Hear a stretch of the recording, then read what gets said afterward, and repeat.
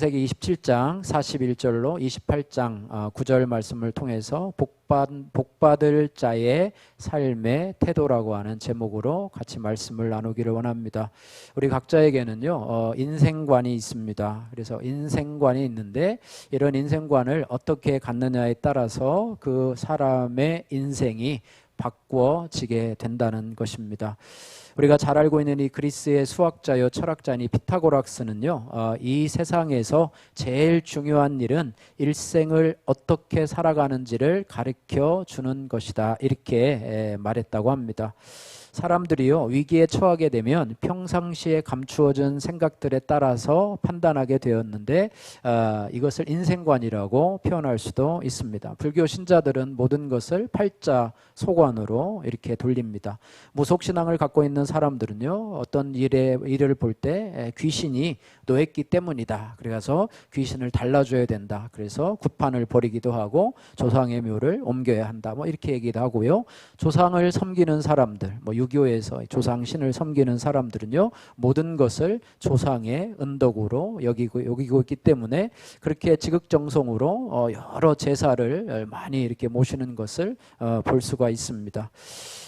사람들은요 자신이 알고 있는 수준에서 생각하고 행동할 수밖에 없습니다. 그렇기 때문에 그 수준에서 인생을 해석하고 또 그 인생을 살아가게 되는 것입니다.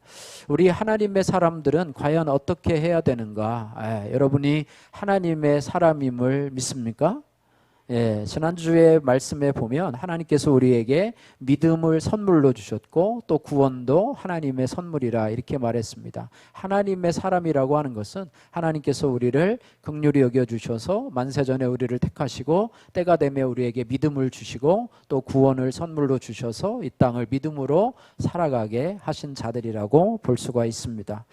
하나님의 사람들은요 세상의 다른 사람, 세상의 그런 사람들과는 다르게 우리가 올바른 삶의 가치관을 가지고 살아야 되는데요 그 바탕이 어디가 되어야 되는가 하면 하나님의 말씀인 성경이 되어야 될 줄로 믿습니다. 왜 성경이 하나님의 우리 인생의 하나님의 사람들의 인생의 가치관의 바탕이 되어야 되냐면 디모데후서 3장 16절 말씀에 이렇게 기록이 되어 있습니다. 모든 성경은 하나님의 감동으로 된 것으로 교훈과 책망과 바르게 함과 의로 교육하기에 유익하니 라고 말씀하면서 이는 하나님의 사람으로 온전하게 하고, 할렐루야, 온전하게 하고 그 다음에 모든 선한 일을 행하기에 모든 선한 일을 행할 능력을 갖추게 하기 때문이라 이렇게 말씀하고 있기 때문에 저와 여러분들이 올바른 하나님 안에서 인생관을 세우려면 하나님의 말씀이 여러분 삶의 기초 또 여러분의 인생관, 신앙관을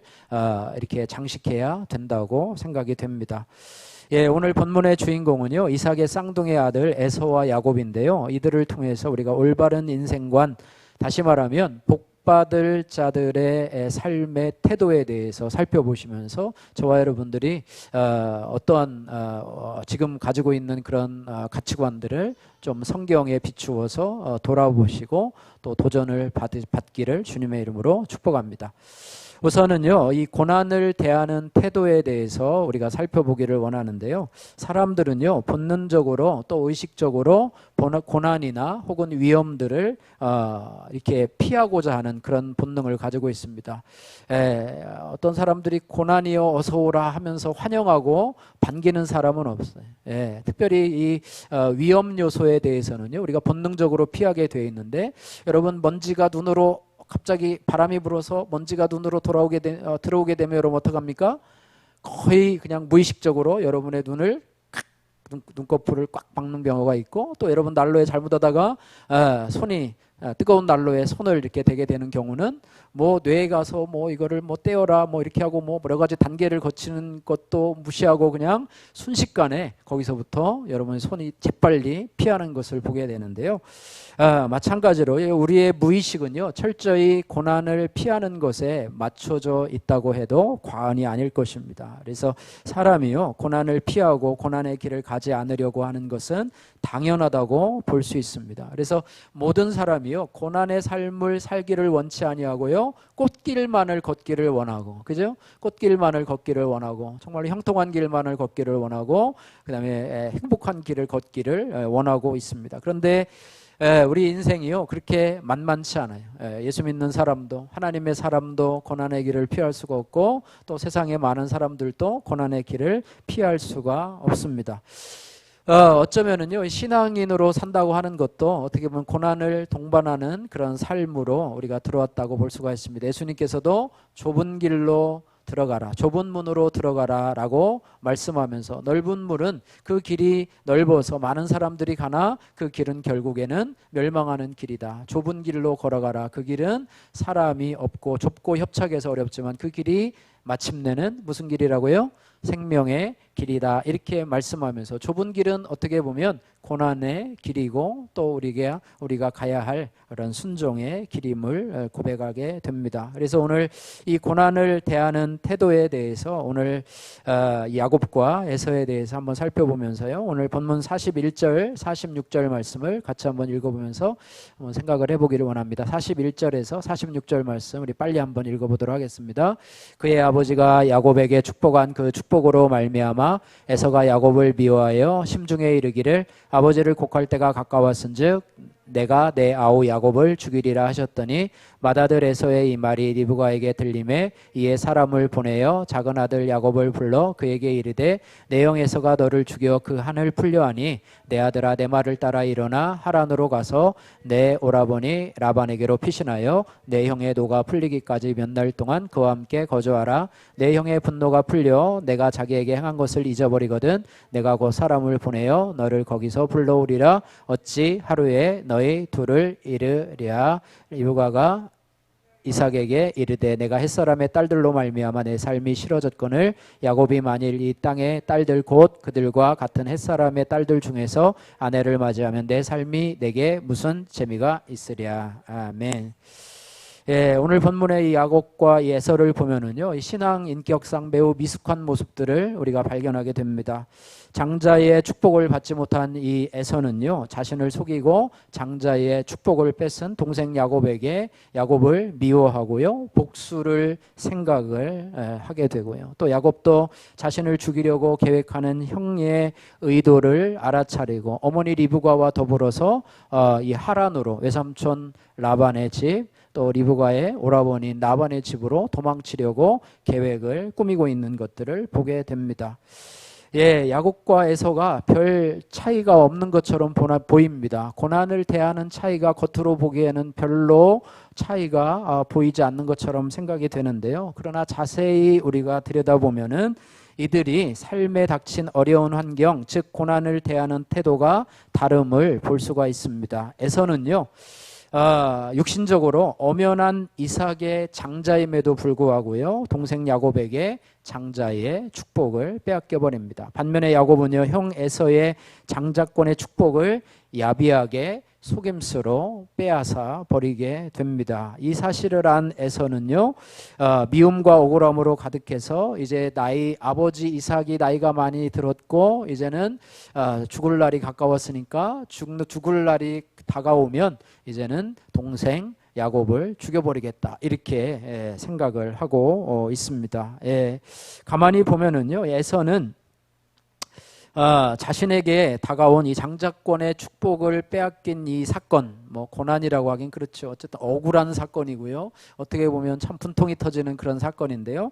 이런 그런 사건들을 바라보면서 그 책임을 누구에게 돌리냐면 동생 야곱에게 전적으로 다 돌리고 있습니다. 책임 전가이죠. 책임 전가.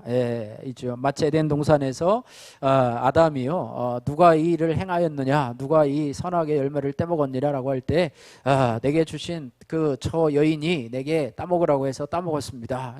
하와에게 얘기했더니 또 누가 그랬어요? 저 뱀이 나를 유혹해가지고 저 선악을 알게 하는 나무의 열매를 따먹게 되었나이다. 서로 이렇게 자기가 그랬다고 얘기 아니하고 자꾸 이렇게 책임을 전가하는 모습을 오늘 에서의 모습에서 우리가 보게 된다고 하는 것입니다. 에서가요, 이 고난을 통해서 보아야 하는 것이 무엇이냐면, 이 억울한 사건을 통해서 보아야 되는 것은요, 책임 전가가 아니라 자신의 탓이라고 생각을 해야 돼요.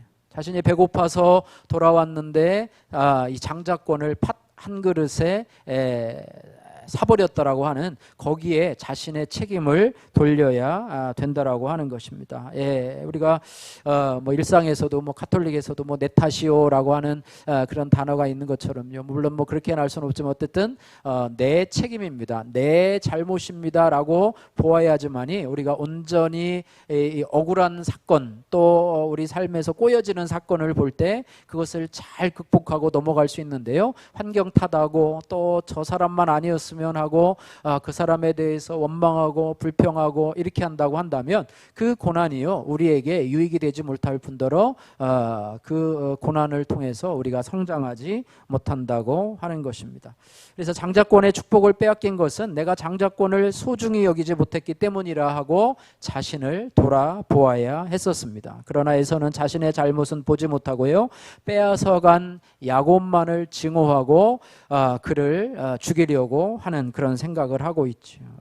더 나가서 살인하려고 하는 그런 마음을 가지고 있습니다. 여러분, 창세기에 보면 이 요셉이 나오지 않습니까? 그죠? 요셉이, 야곱의 아들 요셉이 나오게 되는데요. 요셉을 형들이 시기해서 결국에는 자신이 양치는데 아버지의 심부름으로 온 요셉을 죽이려고 계획을 하고요. 구덩이에 빠뜨리려고 죽이려고 하는데 우리가 그러지 말고 저 이스마엘 사람들에게 팔아서 넘기자. 그리고 아버지에게는 죽었다고 거짓말 치자. 뭐 이렇게 해가지고 하는 것처럼 똑같은 경우를 보게 된다라고 하는 것입니다. 그래서 리브가는요, 형 야곱에게 형의 분노가 풀릴 때까지 받다나람으로 피하라고 합니다. 어떻게 보면 이 고난을 대하는 이 야곱의 태도에 대해서는 우리가 특별히 여기서 이렇게 부각되는 면이 없는데요. 이 리브가의 모습을 보고 더 큰 관점으로 보면은요, 야곱을 택한 하나님은요, 야곱을 에서의 분노와 또 살이로 인해서 피치 못하게 그 집을 떠나고 밧단아람으로 어떻게 보면 이주시키는, 그죠? 요셉을 하나님께서 그 가문의 어떤 구원의 도구로 사용하시기 위해서 애굽의 보디발의 그 집으로 강제적으로 이주시키는 것처럼 마치 야곱도 이 하란으로 이주시키는 것을 볼 때에 하나님의 큰 그런 고난을 통한 계획이 이 야곱에게 있지 않은가, 이렇게 생각이 됩니다. 이후 야곱은요, 에서보다 더 악한 외삼촌 라반 밑에서요 20년간 참 우리가 흔히 얘기하는 이 개고생을 하면서 참 험악한 세월을 보내게 되죠. 그 과정을 겪으면서 이 야곱은요, 하나님께 대한 믿음이 점점 쌓여가는 것을 보게 됩니다. 반면 에서는요, 고난을 통해서 자신의 잘못을 보지도 못했고 회개치도 않으면서 아무런 교훈도 얻지 못하고 동생 야곱에 대한 원망과 불평만 쌓아가는, 고난을 통해서 아무것도 발견하지 못하고 유익을 얻지 못하는 그런 삶으로 사라져가게 되는 반면에 야곱은 고난을 통해서, 물론 하나님이 그 고난으로 인해서 장소를 옮겨가지만 그 하나님의 사람으로 빚어져가는 그런 모습을 보게 됩니다. 저와 여러분들도 고난을 통해서, 억울한 사건들을 통해서 여러분 하나님의 사람으로 빚어져 가기를 주님의 이름으로 축복합니다. 하나님의 사람은요, 고난을 통해서 사람과 환경을 원망하고 탓하고 책임 전가하는 것이 아니라 하나님의 인도하심을 깨닫고 하나님의 사람으로 점차 변화돼 가고 성숙해가는 경험을 하게 되는 것인 줄로 믿습니다. 시편 119편 71절 말씀에 이런 말씀이 있습니다. 여러분도 아시겠죠? 고난당하는 것이 내게 유익이라 이로 말미암아 내가 주의 율례들을 배우게 되었나이다. 할렐루야. 고난당함으로 인해서 주의 말씀을 배우게 된다고 하는 것입니다. 여러분, 요즘 여러분 억울한 일 당하는 것이 좀 무엇이 있습니까? 여러분 힘들게 하는 사건이, 여러분 환경이나 혹은 어떤 사람으로 인해서 여러분이 힘들게 하는 사건이 무엇이 있습니까? 뭐 그것을 고난으로 여길 수는, 고난이라고 이렇게 어떻게 보면 포괄적으로 얘기하기 어렵지만 그런 사건이 있다고 하면, 그런 사건을 통해서 나는 에서와 같이 반응합니까? 아니면은 야곱과 같이 하나님의 큰 틀 안에서 반응을 하십니까? 여러분, 하나님의 사람으로서 올바른 반응을, 고난에 대한 반응, 억울한 사건에 대한 반응을 하시는 성숙한 여러분들 되시기를 주님의 이름으로 축복합니다. 자, 그 다음에 두 번째로는요, 28장 1절에서 5절 말씀을 통해서 이 욕심을 대하는 태도, 여기에 대해서 우리가 생각을 해보는데요. 사람이라고 하면은요, 욕심 없는 인생이 한 사람도 없습니다. 저를 포함해서 우리 모두가 욕심을 가지고 태어납니다. 아마 욕심이 없다고 한다면, 어떤 사람일까? 죽은 시신 외에는 아마 아무도 없을 것이라고 생각합니다. 소설가 마크 트웨이는요, 욕심에 대해서 이렇게 설명을 했어요. 인간은 필요로 하는 것보다 더 많이 좋은 것을 갖고자 하는 욕심을 가지고 태어났다. 만족하지 못하고 더 많은 것을 가지려고 하는 욕심을 태어났는데요. 성경은 이 욕심에 대해서 뭐라고 얘기하냐면, 욕심이 잉태한 즉 죄를 낳고 죄가 장성한 즉 뭐를 낳는다고요? 사망을 낳느니라 라고 말하고 있습니다. 그래서 어저께 우리 큐티 새벽 말씀을 통해서요, 갈라디아서 말씀을 계속 묵상하고 있는데요, 갈라디아 말씀을 통해서 하나님의 사람은 그 정과 정욕과 욕심을 십자가에 못 박았느니라 이렇게 분명하게 말씀을 하면서, 우리가 육신으로 육체의 욕심을 따라 살아가다 보면 그것은 멸망하는 길이고, 성령을 쫓아서 행하는 것은 우리가 사는 길이고 성령의 열매를 맺는 길이다, 이렇게 말씀을 하고 있는데요. 오늘 본문 28장 1절에서 5절 말씀 가운데 에서와 야곱의 욕심을 대하는 태도의 다름을 살펴보기를 원합니다. 오늘 28장 1절에서 5절 말씀까지 같이 한 목소리로 읽겠습니다.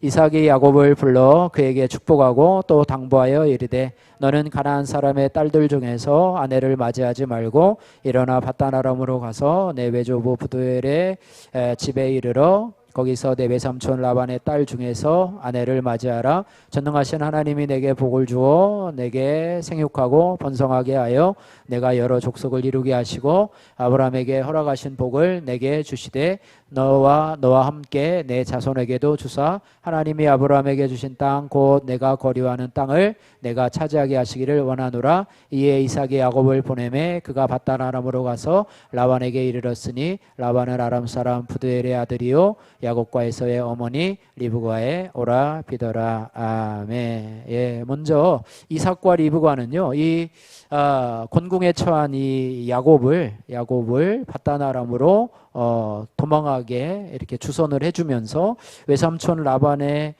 딸들과 가서 거기서 결혼을 하라 이렇게 주문을 하게 됩니다.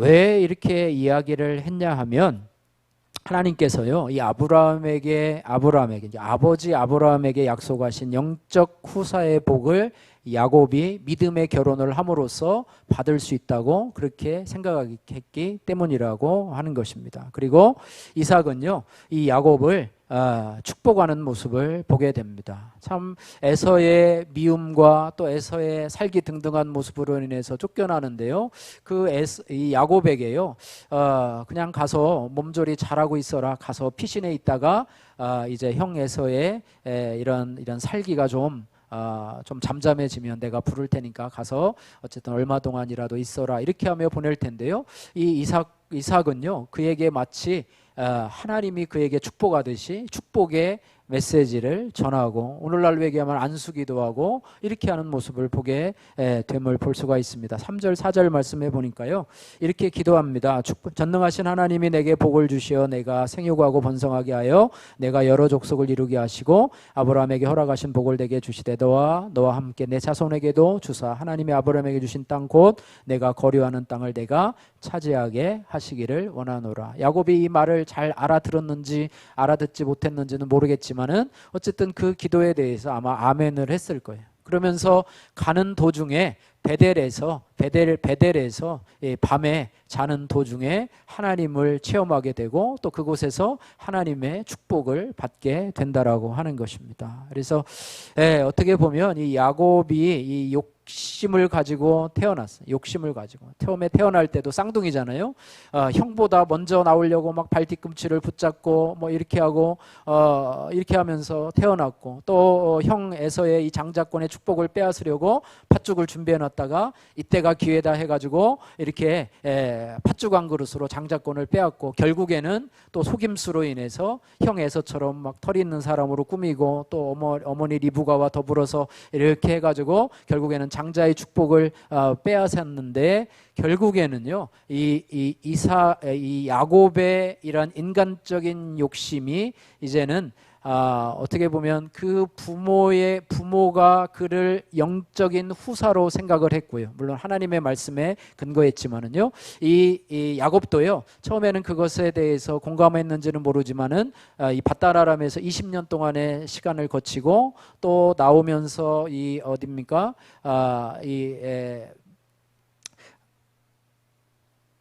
기도하면서 또 하나님께서 그를 변화시킴으로 인해서 결국에는 이런 욕심이 거룩한 욕심으로 승화되었다는 것입니다. 이 거룩한 욕심을 다른 말로 얘기하면 하늘의 복을 사모하는 것이라고 볼 수가 있습니다.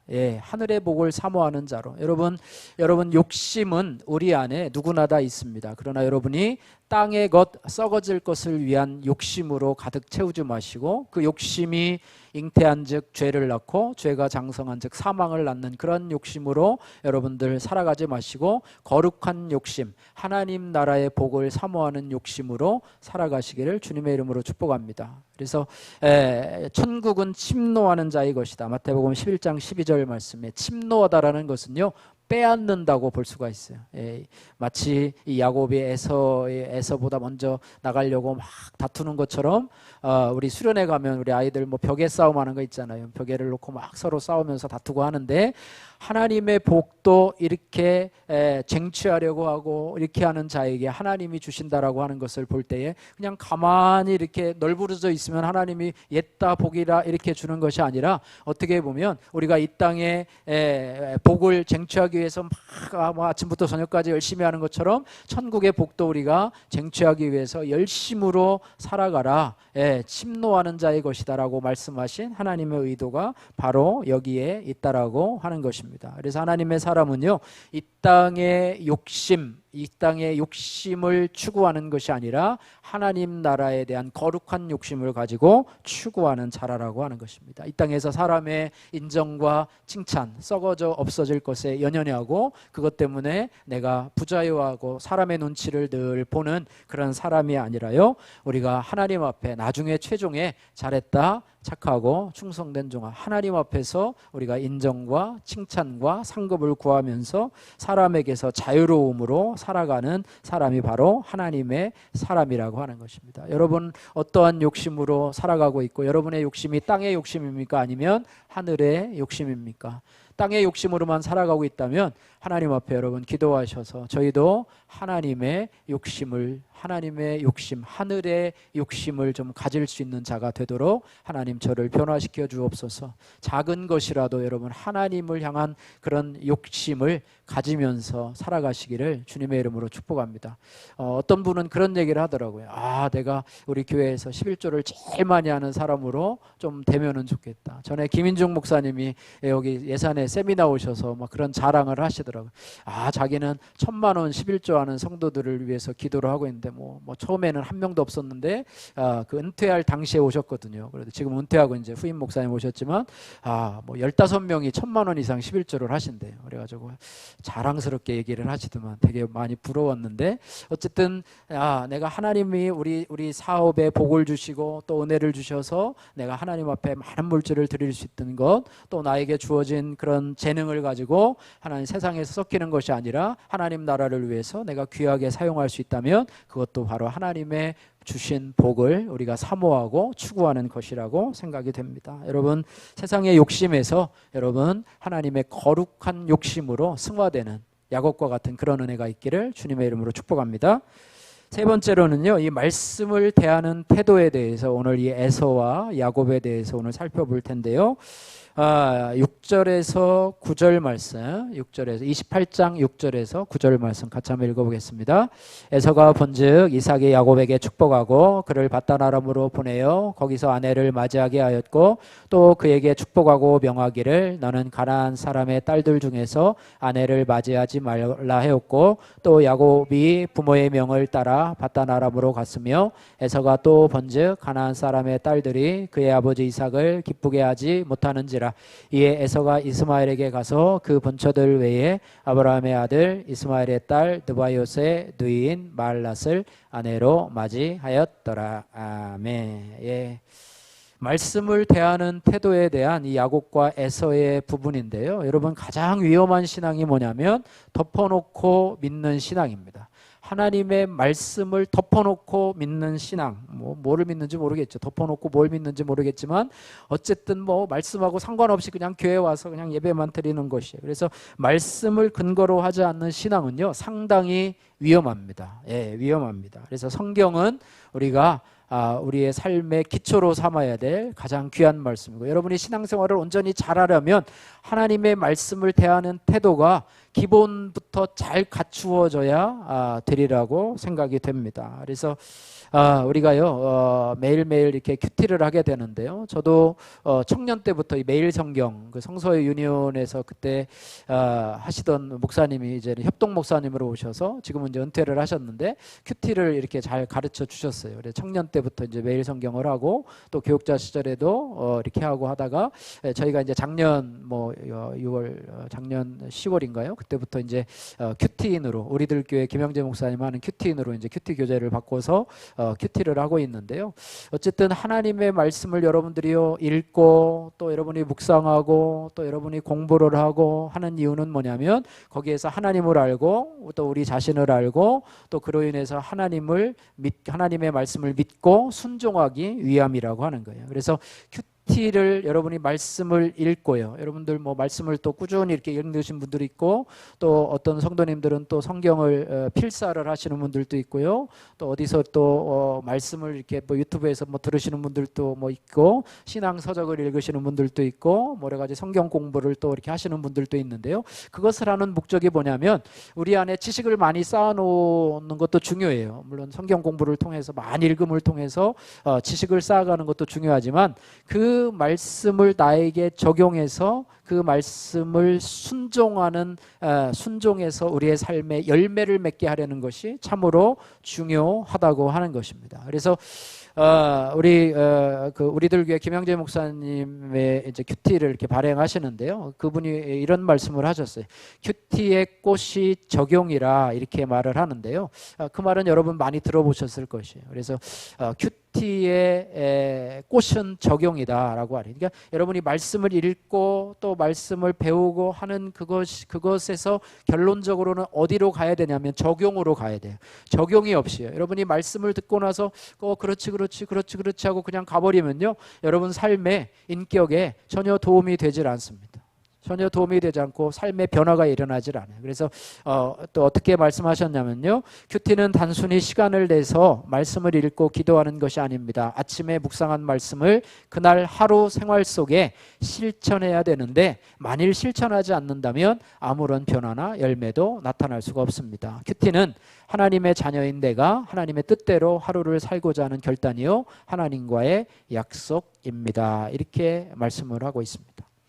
7월, 8월 큐티인 그 교재에 어느 목사님 이제 큐티를 이제 그 교회에 주로 프로그램으로 도입한 새 가나안교회 이기동 목사님 글 중에서 제가 은혜 받은 구절인데요.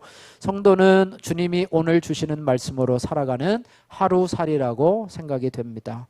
어제의 말씀으로 오늘을 살 수가 없잖아요. 그래서 오늘 말씀으로 살아가는 것, 오늘 그 말씀으로, 오늘 주신 그 말씀으로 인도함을 받는 게 너무 중요해요. 저도 날마다 말씀을 붙들고 기도하니까 제 안에 분노와 죄가 보이더라고요. 그런데 이것을 목회 현장에서 다스리고 꺾어내기가 쉽지 않았어요. 그래서 제가 항상 적용하는 것은 오늘 하나님 앞에서 거룩함을 유지하는 거예요. 날마다 언어로 죄를 짓지 않도록, 죄로 인해 관계가 무너지지 않도록, 탐심을 갖지 않도록 계속 나 자신을 말씀으로 점검하고 있습니다. 이렇게 말씀을 하고 있어요. 여러분요, 이 잘못된 적용의 예가 오늘 이 에서의 본문의 말씀을 보게 되는데요. 에서가 이 야곱을 보내는 것을 가만히 이렇게 옆에서 보니까 가나안 여인과 결혼한 것에 대해서 이 부모가 싫어하는구나. 에서는요, 지금 두 아내를 두고 있거든요. 가나안 여인, 불신 여인과 두 아내를 두고 있는 가운데 있는데 이전에는 그걸 잘 몰랐어요. 그런데 야곱을 보내면서 너가 이 가나안 여인과 결혼하지 말고 가서 밧다라람에 가서 하란에 가서 이 라반의 딸들과 믿는 결혼을 해라. 이것을 뭐 신결혼이라고 그러는데 믿을 신자 해가지고 신결혼, 불신결혼은 믿지 않는 결혼이다. 이렇게 얘기를 하는데요. 그것을 가만히 보니까 그럴 것 같아요. 그래서 아버지 이삭에게 남은 것이라도 좀 차지할 요량으로 나름대로 적용을 하게 되는데요. 그 적용을 하는데 그 적용이 잘못돼 가지고 누구에게 가느냐면 이스마엘의 딸들 중에서 셋째 아내를 들여오게 되는데요. 이스마엘의 딸은요, 오늘날로 얘기해 보면은요, 신앙인이 아니라 종교인이에요. 신앙인이 아니라 종교인이에요. 명목상의 그리스도인, 무늬만 그리스도인인 이스마엘의 딸들과 결혼하는 잘못된 적용을 하게 되는 에서의 모습을 보게 된다고 하는 거예요. 여러분, 말씀을 보고요, 그 말씀을 적용하는데 여러분 잘못 적용하면 그것이 안 돼요. 여러분 잘 적용하셔야 돼요. 잘 적용하셔야 돼요. 예, 여러분 큐티에 보면은 매일매일 이렇게 간증자들이 이렇게 나오잖아요. 그 본문에 보니까 그날 큐티한 우리 남자분이 이런 간증을 해주셨는데요. 하나님은 저희 가정에 3명의 아이를 보내주셨지만 모범생 기질이 다분한 저는 아이들이 제 말을 듣지 않으면 분을 많이 냈습니다. 특히 ADHD가 있는 둘째 아이는 아무리 불러도 대답을 하지 않아서 내가 자주 혼을 내곤 했는데 그래도 그 아이는 꿈쩍하지 않았습니다. 그러자 밧다나람으로 가는 야곱을 보고 에서가 이스마엘의 딸을 아내로 취하는 엉뚱한 적용을 한 것처럼 저도 이제는 아이를 엄하게 교육해서 보란듯이 반듯하게 키워버리라고 그렇게 적용을 했습니다. 이런 저의 확신을 증명하려고 했으나 소그룹 지체들은 정신과 약을 먹어서라도 당신의 화를 다스리고 아이를 있는 그대로 받아주라 이렇게 적용을 하도록 권면을 했습니다. 이에 내 생각을 내려놓고 지체들의 권면을 그대로 따랐더니 아이들에게 잔소리를 덜하게 되고 집에 오면 아이도 예전보다 저를 더 반갑게 맞아 주었습니다. 이 일로 저는 아이에게 필요한 것은 엄격한 훈육이 아니라 끝까지 아이의 말을 잘 들어주고 품어주는 사랑임을 알게 되었습니다. 이렇게 적용을 하는 것을 보게 되었는데요. 잘못된 적용으로 아이를 더 엄하게 꾸짖고 막 바르게 가르치려고 했다가는 그 아이를 망치고요. 부모와 자식과의 관계도 망치게 되는데 그 성도들과의 지체들과의 모임들 속에서 그렇게 하지 말고 너도 좀 정신과 약을 먹어서라도 좀 너의 화를 좀 다스리고 아이들을 좀 있는 그대로 받아들여 줘라. 화내지 말고 너 식으로 아이들을 양육하려고 막 하지 말고 아이들을 좀 받아주고 좀 인정해주고 칭찬해주고 이렇게 하라. 이런 적용을 했다고 하는 것을 보게 되는데요. 엉뚱한 적용을 통해서 이 에서는요, 결국에는요, 하나님의 사람으로 온전히 세워진 것이 아니라 그는 칼을 믿고 생활하고 모든 것을 갖추고도 하나님 하나도 누리지 못하는 지옥과 같은 그런 삶을 살아가게 되었을 것이라고 하는 것입니다. 반면에 야곱은요, 부모의 말에 순종했을 뿐만 아니라 밧다나람으로 가는 도중에 하나님이 하신 말씀을 품고 그 말씀을 적용하면서 사는 그런 성공적인 인생을 살아가세요. 나중에 어떻게 됐습니까? 12지파의 아비가 되었고요. 이스라엘이라고 하는 이름을 가지고 있고 그 이름이 지금도 이스라엘의 이름으로 굳어지고 있지 않습니까? 그런 놀라운 축복을 받게 되었다고 하는 것입니다. 그래서 여러분 말씀을 대하는 여러분 태도가 요즘 어떠한지요? 여러분 말씀을 여러분 교회 와서요 주일마다 또 말씀을 듣는데 여러분 말씀을 듣는 데서 그치면은요 여러분의 지식은 들을지 모르지만은요 여러분의 삶에 적용하지 않으면 그것이 변화가 나타나지 않아요. 저도 요즘에는 우리 교회가 새벽마다 이렇게 큐티인으로 말씀을 정해서 저도 한 말씀을 붙잡으려고 노력을 하고요. 또 뭡니까? 우리 단톡방에 또 말씀을 하나씩 이렇게 제시를 하면서 하기 때문에 두 가지 말씀이 좋지 않다 생각해서 저도 그 두 말씀을 하되 주로 이제 새벽 기도 때 큐티인 때 주시는 말씀을 붙잡고 하루에 한 30번 이상을 이렇게 중간중간 이렇게 그 말씀을 생각하려고 이렇게 노력을 하고 또 그러다 보면 또 이렇게 적용이 되고 이렇게 하려고 그래요. 그래서 여러분들도 하루에 주시는 만나와 같이 이스라엘 백성들이 매일매일 주시는 만나를 붙들고 살듯이 여러분이요 그 말씀을 여러분 붙들고 살아가시다면 여러분이 의도적으로 적용을 하지 않아도요 그 말씀을 여러분이 품고 살아가면 성령께서 자연스럽게 여러분 적용해 주십니다. 할렐루야. 그렇게 하루하루 살다 보면은요 여러분 거룩함을 지키게 되고 분낼 상황 속에서 분을 내지 않게 되고 또 여러분들이 인간적으로 육체적으로 생활할 것에도 하나님의 말씀을 품고 다시 말씀으로 이렇게 하다. 그것이 하루 여러분 먼 기간 동안에 내가 거룩함을 이루어야 되지 않은 그런 목표가 아니라요 하루살이처럼 아까 목사님이 얘기한 것처럼 하루살이처럼 하나하나 말씀을 붙들고 살아가시기를 주님의 이름으로 축복합니다. 그래서 그런 은혜가 있기를 원합니다. 말씀을 마치겠습니다. 여러분 사람에게요 인생관은 참으로 중요합니다. 더 나아가서 하나님의 부르심을 받은 성도들에게 인생관은 곧 신앙관이라고 볼 수가 있습니다. 오늘 에서와 야곱의 인생관과 신앙관을 비교해 보면서요 복받을 자의 태도는 무엇인가?